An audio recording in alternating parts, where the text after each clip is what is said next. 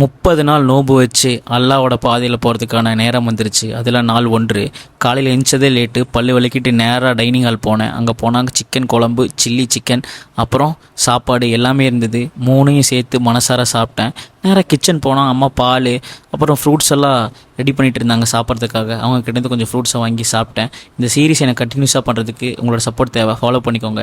Tea குடிக்க ஆரம்பித்தேன். Tea குடிச்சேன்னா முடியல. நீட்டாக வெளியே போய் ஒரு வாக்கிங் போகலான்னு வாக்கிங் போனேன். வாக்கிங் போனதுக்கப்புறம் கொஞ்சம் வயிறு செட் ஆச்சு. உள்ளே வந்து மாத்திரையை போட்டு தண்ணியை குடித்தேன் ஃபுல்லாக. அதுக்கப்புறம் நியத்து புக் எடுத்து நியத்து வச்சு முடித்தேன் நீட்டாக. அப்புறம் முசல் எடுத்து விரிச்சிட்டு ஃபஜ்ர் தொழுக ஆரம்பித்தேன். தொழுதுட்டு அல்லாட்ட துவா கேட்டுட்டு அப்புறம் கொஞ்ச நேரம் தூங்கலான்னு சொல்லிட்டு லைட்லாம் ஆஃப் பண்ணி அப்படியே படுத்தேன். காலையில் எழுந்திரிச்சு பார்த்தா என் மண்டையெல்லாம் வித்தியாசமாக மாறி இருந்தது.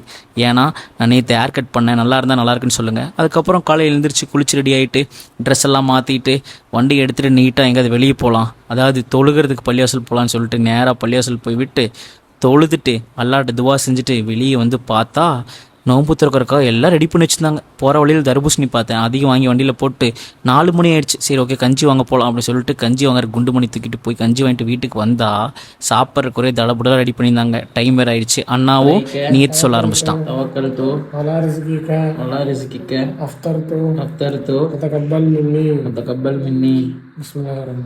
திறக்கிற நீயத்து சொன்னதுக்கு அப்புறம் பார்த்தா வாட்டர்மெலன் கஞ்சி அது இதுன்னு இருந்தது. எல்லாத்தையும் நல்லா சாப்பிட்டுட்டு போய் தொழுதுட்டு அல்லாட்ட சொன்னேன், இன்னைக்கு நாள் எனக்கு நல்லா போச்சாலாம், இதே மாதிரி 30 நாள் நீ என்னை நோன்பு வைக்கிறதுக்கு ஹெல்ப்ஃபுல்லாக என் கூட இருந்து சப்போர்ட் பண்ணணும் சொல்லிட்டு போனால் சப்பாத்தியும் முட்டைக்கறியும் கிடச்சிது. வாங்கி அதை ஒரு பைட் எடுத்து வச்சப்போ தான் புரிஞ்சுது, இந்த ஒரு சாப்பாடுக்காக தானடா நம்ம இவ்வளோ ஓடுறோம் அப்படின்னு. நல்லா இருந்தது. ஒரு டீயை குடிச்சிட்டு இந்த நாளை முடிச்சிட்டேன்.